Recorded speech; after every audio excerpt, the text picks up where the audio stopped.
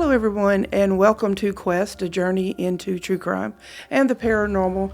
I'm your host, Misty Gaither, and I'm so excited to have my guest with me tonight, Jill Mercer, everyone. You may know her from TikTok from the popular channel, The Nickel Tree. The Nickel Tree. Now, tell me, where did you get that name? Now, what made you decide to name your channel? So sometimes it comes to me like early in the morning, like that half sleeping or whatever.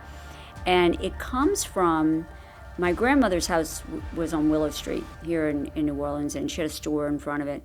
And after Hurricane Camille, my parents had sent my sister and I to go and live with her for about a month because our house was destroyed. And this was in 1969. And her and my aunt were trying to entertain us, always coming up with things. And so one day they said, "Have you seen my money tree?" We're like, "No, go out the back gate. Go see if you see my money tree." So we go back there and we're looking at the trees and trying to find it. I don't see any money tree. And so there was this little, actually a succulent plant sitting on a table at the bottom of the steps. She says, "That's my money tree." I'm like, "Okay, that we don't see any money." She says, "Well, come back later." So it was like Christmas. Every morning we're like going out and seeing. Well, so we go out there one day and it had grown nickels. It had nickels, and it was a gray kind of plant. And we're like, "Oh, it has nickels on it." And I was like, "Well, that's not a money tree, that's a nickel tree." And my grandma said, "Yeah, but if you save up those nickels, you get a quarter. And if you save up those quarters, you get $1."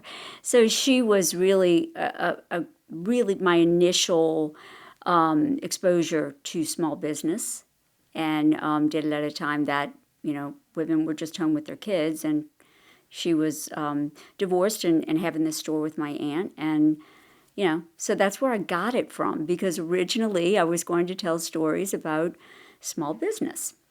And it just so happens I started talking one day, and when you get me talking, I don't stop. I just continue to tell the stories, and people are like, "Tell more of those stories." So I mix it up. I mean, I don't really tell business stories, but I'll just tell stories about people that I've met, and how we can respect the beings that are here that we can see and the ones that we can't. And that is my main goal, to tell people, just because there is a ghost doesn't mean it's a bad energy. It might be here for a reason. It might be trying to send a message or something. It doesn't necessarily, even if it was quote unquote a bad person in the physical, that doesn't necessarily mean that that's why they're still here. And one of the things that I talk about a lot with my guests is the respect for the dead. Yes. Because we with somebody to our face, a human, Right. live, we're more, to be more polite, and then Yeah. something maybe that we can't see, and then maybe Yeah. we don't really realize that you're supposed to respect the spirits too, because Yes. you don't, just because some people may not can see them, but maybe you can feel them, or even if you don't believe in them, you can still respect Yes. the process Absolutely. of it. And so I always stress that whenever, like I'm with my guest, or just talking, just in general about anything. But how you were talking about business, well, what some of you may not know is that Jill, she is called a serial entrepreneur. I am a serial entrepreneur. Yeah, Always yeah. coming up with new things. Yeah, and a singer. Yeah. So what songs would you say that like is your style, your genre that you sing, or do you just real eclectic? Singing is, way in my past. It was my entryway to the wedding industry. Mm-hmm. And I would sing for wedding ceremonies. I didn't sing for receptions and that kind of thing. But back then, like in the 80s and early 90s, we could sing like popular music in church. It didn't have to be like just religious music or something like that. And then sometimes we were not, it was my mother. She played piano and accompanied me. I needed money because, I was a teen mother and I needed a way to make money. And someone heard me sing in church one time and came up to me and asked me to sing for their daughter's wedding. And I did that until I was 27. It took me about 9 years to graduate from UNO. And so that's how I made money. And when I was up in these choir lofts singing, I'd look down and I'd see these florists putting all these things out, and I'd say, "Wow, I could do that." And so after I got my degree in education, I went to a 2-week floral school thinking, oh, I'm going to be a florist after 2 weeks. And it really took me 2 years because the test was so hard back then. Now they don't even have to pass it. I mean, they just hand the, certifications out. But back then they really, I mean, it's like a 4-hour physical test that we had to do. I had no idea. Yeah. So through the Department of Education, I'm sorry, Department of Agriculture. So I used to tell people, and still do, it was harder than Department of Education. Like, it was harder to get that certification in floristry than it was to get my degree. So I'm very proud of it. I'm still licensed. Every once in a while, I'll do some work with that. But for the most part, I'm kind of retired from both of those things. My mother passed away a few years ago, so I don't really do music anymore, except karaoke with my kids. And flowers, it's a great go-to if I would need it. But I kind of have other things going on as far as serial entrepreneuring.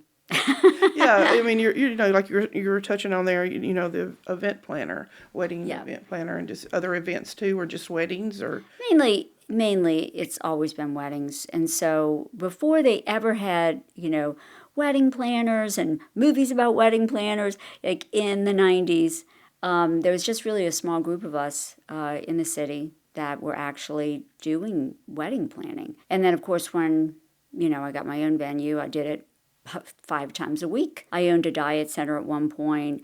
I owned a home staging business at one point. Just don't be afraid to try something. If it doesn't work out, it doesn't work out. Just look for your next project. I've had a lot of things that didn't work out, but I just had to move on. I didn't have a choice not to. I've always had a lot of children, and my husband and I have always been a 2-team family, so, I need to work. So I'm always looking for something, and usually I'm working a job and have a sideline. It's just how I'm designed. Brings me to a quote. I always have a quote for my guests, something that I've read that they've said or whatever, and it says, your theory of success. And it is, it can be accomplished by focusing on an objective, working very hard and helping others along the way. And there is no luck about it. Get out there and work for what you want. Yes. And that just rings so true to me also, because it's so important, helping others along the way. Because I think sometimes that when you're successful, or when, you're so focused, and maybe you're not to the level that you want to be, but you're so focused on getting there that you forget about the helping the other part. Yeah. And so I do like that quote that you said. And it can be employees. I mean, when I had my venue, I helped people. Goodness, if we didn't have an event, I mean, I had people ringing my doorbell saying, Miss Jill, can you pay my rent? Because, there were slow times, and I did. So that's an easy one. What's a harder one, but I'm older now, so I can pretty much pinpoint it, is when, getting over kind of maybe, let's say, a vendor. Usually it's a photographer, a wedding planner, or something like that. They're young, and they want to come in, cocky and arrogant, like, look at me. And when they do that, I know that's the most insecure person in the room. Yeah. And I always try, if they'll let me, reach out to them and say, hey, I am so much for young entrepreneurs. You are our future. And I am telling you right now, service is the answer, no matter what. Service. It's the only thing that separates us small business people on the ground from Amazon. Yeah. Because people are going to come and do business with me. Let's say they want to get flowers. And let's say they're silk flowers that they could get off of Amazon.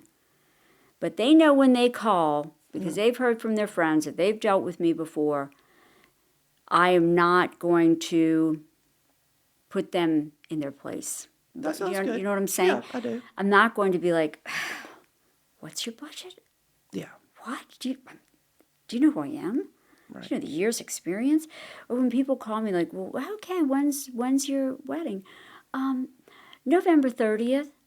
Okay, baby. So were you talking like in 2 weeks? And I completely remain calm, because Why lose the sale over this November? What?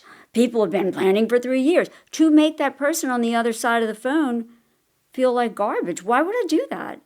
You know, can I help? Can I get you in, even at the venue that I work in now? All the time people will call us, hey, you know, I want to get married. Okay, do you have anything next week, like for an elopement or something? Hold on, let me look. I don't, but I have something the week after that. Would that work for you? Because this is, when you're in business, this is about bringing in money. This isn't about, you don't let your ego walk before you. Can you say, Misty, how much I love business? I could talk about it all day. But it's all about that service, remaining humble. And if you do that, you will always make money. Always. I don't care what business you're in. Your outlook and your persona, you know, transcends on your TikTok channel because you're there. It's and I don't mean any disrespect or anything, but it's like nothing fancy with a lot of bells and whistles or nothing like that. I mean, you're sitting and, you know, you have a nice background. I have different backgrounds. Right. Some of them are at my work, and Right. some of them are at home. I try to just switch it up. Mm-hmm. But it's successful because of you and what your persona and what you put out there. And so when you're watching, you know, Jill's videos, you know, and she tells stories about the paranormal, about, you know, business, but mostly about the mysterious, the paranormal, different things around New Orleans and different areas. You're just drawn to the channel and your stories because you can tell that you're sincere and that, you know, those stories have a meaning for you. And so it's like you're wanting to share what you've learned with everyone else. And that's what makes the channel, is you and how that you come across. Thank you for that. That's very kind of you. I will tell you, I had a lot of difficulty in school, which is why it took me 10 years to get through college. And I only went because my mom made me. I was such a brat. Always had a knack where I watch people, and I can pretty much figure them out. And then I see behind the scenes. Mm-hmm. So when I tell a story about a ghost, a spirit, I always try to see their viewpoint and what it might have been instead of the story that's told now. So I told one today. I looked at the comments too much. I told about Marie Laveau. Mm. Okay.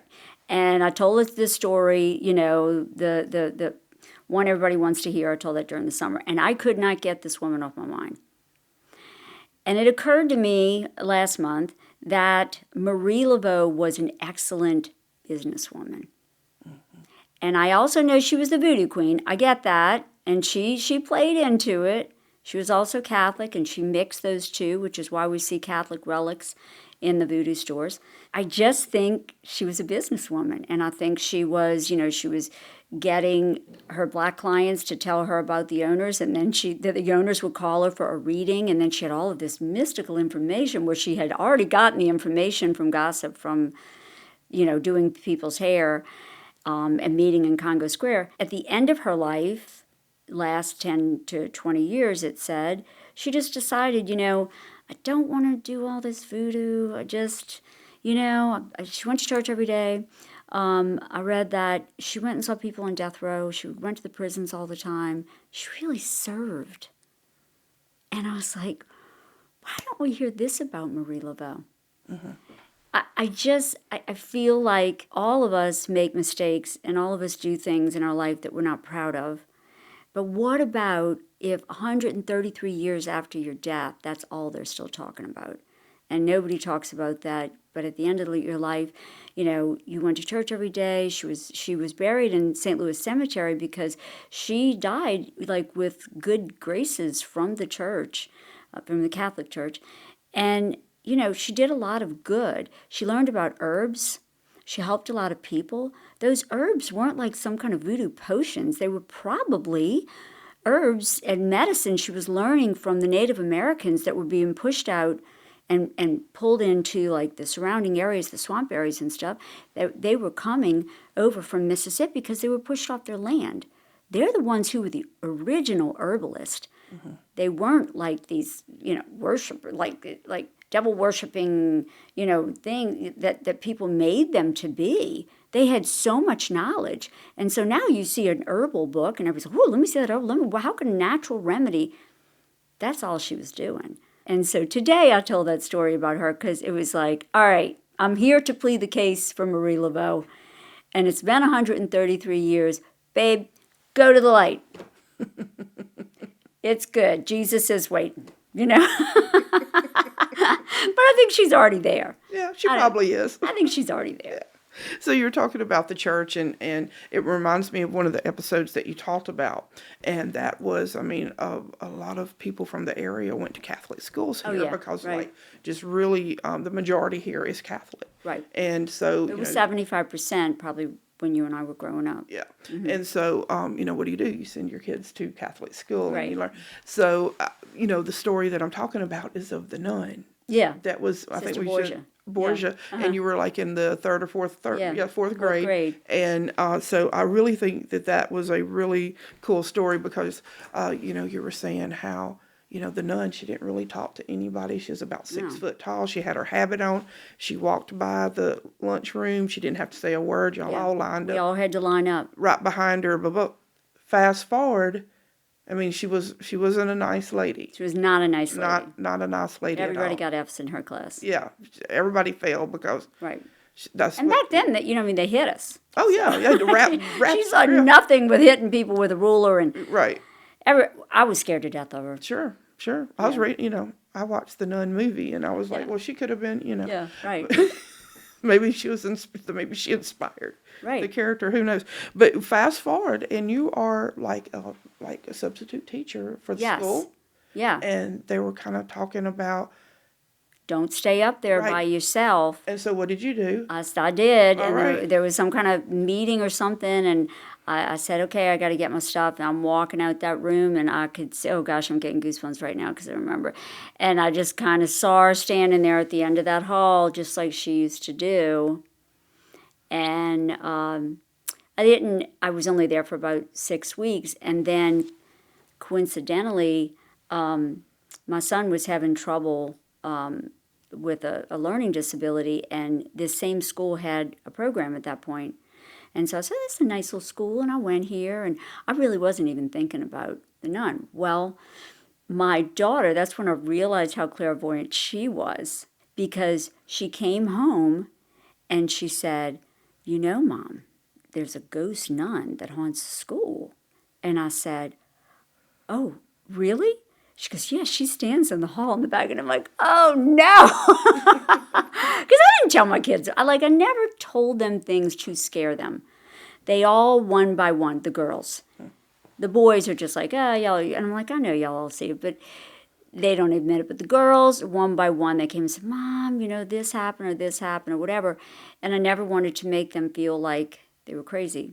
And so there was actually a picture of this nun that did not have a name on it, and they had these different nuns that were in the foyer.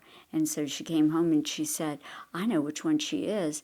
And she pointed to the picture, and I said, that's who she is. And they didn't have her name on there.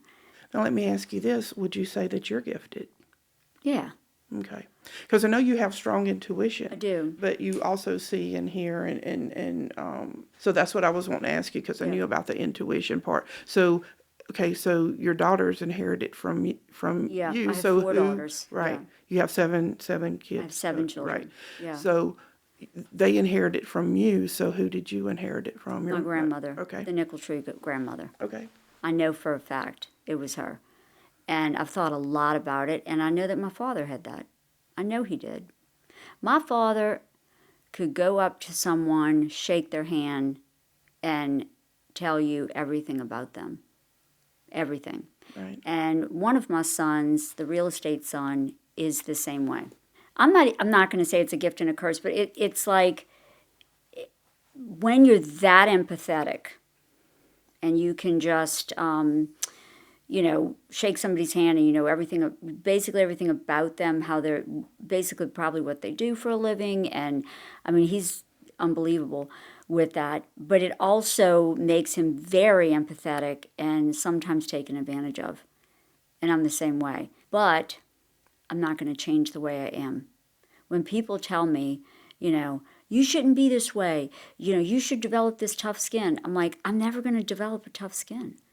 Like, I'm always going to be empathetic. This is who I am. And I'm tired of apologizing that I'm not this tough, brutal woman.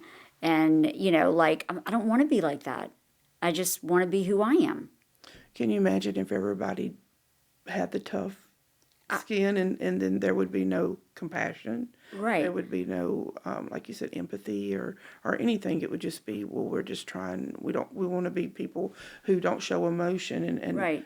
I don't want to have that world. I'm a medium, and so, you feel, you take that on, Yeah. the feelings and everything, and you have to set the boundaries, and, Yeah. but it's like, the easy thing would be to say, you know what, I'm good, and kind of shut it off. Mm-hmm. But then what about the people that need help, or what about the spirits that need help? And so it's like you said, you don't want to call it a curse because it's not, but it's like you were chosen. Yeah. To have this gift, it's what you make of it. I mean, you can have your gift and set it on a shelf and it has dust, or you can shine it up and use it to help others. The weird thing about me is, people will message me through the Nickel Tree and they'll say, "Hey, do you do readings?" No, I don't. I respect people who do. It's probably something I could develop if I wanted to. But I really, that's a huge responsibility. But I think my gift is telling stories, and it always has been. I couldn't put my finger on it, but when I look back at business success, when I look back at the small amount of time I was teaching high school, I reached people, children, and people in my life through stories. It's what affected them the most. And they'd always say to me, and still people say to me, "I don't know how you knew to tell that story," because that's exactly what I needed to hear today. That's the gift. Yeah. It's kind of like you. Like if you say, okay, as a medium, if somebody's mother is like, "Okay, come on, I'm getting to it," that kind of thing. It's the same thing. I'll have some kind of story in my head, like the Marie Laveau story today.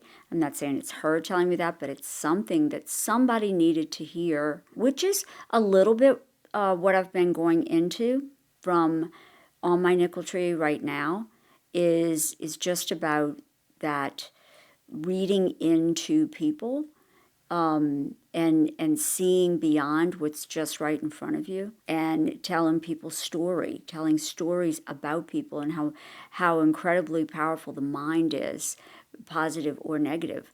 How you can really just psych yourself out of doing anything, or psych yourself into doing, stuff.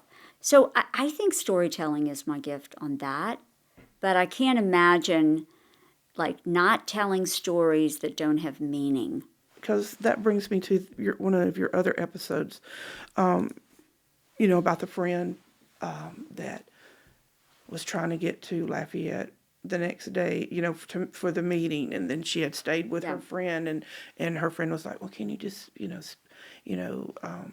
just stay for breakfast with me?" Right. And she's like, "No, I need to get on the road, blah, blah, blah." So she had left her phone plugged in because it had died during the night. Right. And so she had, and then she got almost to Baton Rouge, and then she's like, "Oh, my phone." She gets back to the friend's house. She can't get in the door or whatever, and it was just an hour or so or two from her being there. And then the friend is on the floor and having, what is that, anaphylactic shock. Yeah. And so, she gets the EpiPen. And so all your stories, like you said, are for a reason. Because you listen, and even though you may not see who's on the other side of the screen, I think it's amazing because, I know you probably get some feedback from, "Oh, your story was great and it touched me," and all that. But just the whole realm of it, I mean, it's like it's outgoing. I mean, like, you've touched so many people that you may not even hear back. I mean, I have my regulars that make comments. Sure, but there. Sometimes I just say stories just for them, and I'm just like, even if it's just 10 people, then I'm going to tell the story. Right. and then other people just brand new, they're not brand new. They've been listening for a while and just, hey, I just want to drop in and tell you that I listen like every night and, you have things. I was talking about that story, just one note about it. Isn't it funny how her getting to a lecture that she was giving in Lafayette was that she was so like, I have to be on time. I have to get to that, to Lafayette so I can tell this story. And then when she saved her friend's life and her friend almost died, what happened to her getting to Lafayette? It really didn't matter anymore. Was the point of all that of, slow down. Should we be irresponsible and not show up? No, absolutely not. That's not what I'm saying. But sometimes we have to give in to the turn. We can't expect a straight now. Sometimes we've got to take that turn because we're going to affect somebody else's life. I have taken a little bit of a turn with even the nickel tree with those kind of stories instead of all scary stories, because that's still a spiritual and mystical kind of story, but it's not going to scare the heck out of you in the middle of the night. Right. And so after Halloween, I took a little bit of a break. I took a week, and I didn't say anything. And people don't even know why. I didn't give an explanation. But really it was because, and I don't know if you get this way sometimes, it got a little scary for me. And it was really a lot on me. Like, when you start talking about things and you open up doors, it wasn't, I don't want you to think it was evil. It wasn't. It wasn't like evil doors or anything like that. But it was just like, okay, I have to close this for a minute, and then I have to regroup and then come back to it, And I don't mean not to have given an explanation, because I know people were there like, what happened? Did she get taken off or whatever? I did that. And then, also I don't take money from TikTok. And they had signed me up, said, oh, you can get this and this. And then I opted out of that. And it's no harm in it, and I'm not putting anybody down who does it for, financial reasons. But when I go on there, every single thing on there is really just truly from my heart, and that's all I want to do with that. It's not, that particular part is not a money-making thing. It really is just a gesture of, for this group, I almost feel like it's a book club. Like I do. I feel like, okay, people come on here and then they'll make comments and that kind of thing. And it's kind of a little thing we get together every night. And then the next day I come up with something else and then we start over. And if that makes sense, it's something different. I normally am somebody who, okay, I have this business and I'm going to make money from it. And I just don't want to sell things on TikTok. I just don't want to do it. And they're not going to show my videos if I don't. So I'm like, okay, then if I only tell it for 10 people, then I'll be there for 10 people.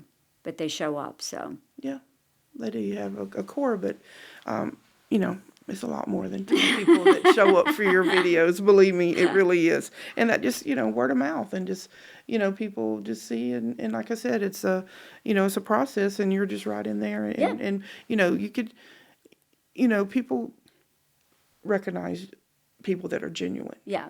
And you could tell a story and, oh, she's telling a story. And then, but like I said, you have the difference of it, of who you are and everything that transcends, through there. But I've also always in every business I've ever done, have said, serve first, then make money. Right. You always serve first. In this one, I might be serving forever, but that's okay because I enjoy doing it. And I think that's good, because I think what happens is when it's not enjoyable and it becomes more like a job or it becomes more of a pressure, then it's not fun anymore. Yeah. And it's not, and then you lose the reasoning of why that you started in the first place, because you're worried about, I got to make money, I got to get subscribers, I got to get, and it drives you crazy because, as I know, that's, I'm here, and and it does, and so you just have to kind of, like you said, regroup and kind of get back on the focus of why did I start this channel? I have a love for paranormal. I have the love for true crime, and and then you have yours with the storytelling and how that's your niche and everything, and so we have to remember those things, and so sometimes I just have to remind myself of why did I start this channel, Right. and it's not about which money is good, of course, but it's more about where my heart is, and that's to do the paranormal and to bring it in a positive light, and just kind of share different people such as yourself with my audience, and that may not know, but to get to know about you through this, so that's what it's about, is helping others. Yeah, I think sometimes it's just being alive and doing your thing and trying to do your best every single day, because you never know who's watching. And I'm not talking about, your podcast or TikTok or anything. I'm just talking about just living and taking your groceries out of the car and smiling and waving to the little girl next door. Right. She might remember that for the rest of her life. Yeah, you're right. Now, since you are a wonderful storyteller, and you always ask, you always have I think they call it the tagline of, here's the story no one asked me to tell. Right. But I'm going to tell it anyway. And so what I've done is, you might have to change your tagline tonight just a little bit, because I did ask you to tell a story, but I didn't ask you to tell a particular story, so you get to choose that. But I would really like for you, first I want to say, though, I've enjoyed so much just talking with you. I could talk to you for a while. I know, I could talk to you too. Yeah, because it's like, your insight, your wisdom, I really feel that from you, that you have so much knowledge to share. And and I appreciate you coming on the show, and getting to meet you in person is really an honor. Oh, thank you, Misty. You too. And I really think it would be cool, and I know that my the listeners or viewers, I can't even say the word, people who watch, no, that would be voyeurs. No. People who watch my show, would, I think that they would really enjoy it if you would tell us a story in closing. I have told, a few stories about my venue, the old house from 1790. And I think this lends itself both to kind of what I talk about, like there's a few stories I've told about like, listen to yourself, listen to your intuition, that kind of thing.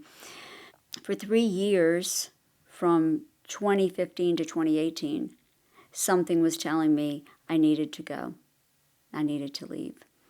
And I've talked about that there were good energy and not so good energy, and I always felt like the good energy protected me at that place. And there was a big, not controversy, but every single time I brought it up, people were like, what, are you crazy? I mean, you make money, you're well known, everybody wants to come here, they want Miss Jill to take care of them, blah, blah, blah. And we were already in the process of selling, and I had a client that had booked her last daughter's wedding with me. It had been 5 years ago, and her daughter's wedding was going to be one of my last ones that I did there. And she was leaving, and she said, I have a third daughter. What are we going to do when you're not here anymore? And I thought to myself, my goodness, I haven't seen you in 5 years. You went on with your life. Like, you didn't, send me a Christmas card or say hello for my birthday or anything. Nothing wrong with that. I'm not complaining about that. But there's this old window, and in one of my videos, there's a girl in the window. And it was at my son's wedding. It was captured at my son's wedding. There's this little old-fashioned girl that was in that house. That was a spirit there. And I'm looking out that window. It was the last existing window to the original house built in 1790. And I looked out that window and realized that I had become one of them. I was trapped. I was trapped there. And that's when I knew that there was an urgency. It was an emergency. Like, I literally told my husband, I have got to go. Not just because of that, but because I was trapped in that house and I could be trapped there forever, and I could still be there if I didn't shift, and that was a big shift. I usually don't have trouble with shifts. I'm like, okay, not doing this anymore, and I'm moving on to this. But this was a really gigantic big deal. I had employees, and I had all my children working for me and everything. And people really didn't understand, and they really fought me on it. But I knew that that was the right thing to do. But at that moment, when I was staring out that window, I almost felt like I was in that same place of when we were in the Monteleone, like I was in a different place, like I was on the other side and could not get out. And it must be terrible to be someone who is not in the physical form anymore, who is trapped, which is why I always tell people, we are not here to be the judge. Only God can be the judge. If you feel someone in your home, you feel an energy in your home, good or bad, be gone, go into the white light of the Holy Spirit. You need to go now. Open up those doors, burn you some sage, and let them go. You don't judge anybody in the physical or non-physical. Yeah. And I've never looked back, not one day. And I run 3 venues now for a different owner, and I don't mind it. I don't have to pay the bills. That's a bonus. I work in an old building, and like things happen sometimes too. But I knew that there had to be a shift, and it was a good shift. And very short time after I sold it, here comes COVID. And so, you have to listen to your instincts of when you're ready to move on. Such a wonderful conversation with Jill Mercer, everyone. The Nickel Tree, be sure to go to TikTok and subscribe. Is that what they call it on TikTok? Yeah, I think you just like it. Like it. Follow. Follow. It's a follower. I know it was just like subscribe and follow. I just tell stories, right? And I upload them. So follow Jill Mercer on the Nickel Tree, and you will just hear this wisdom and stories and just be captured with them. And so be sure to join us next week here too on Quest, a journey into true crime and the paranormal. I'm Misty Gaither, and I'll see you next week. Good night.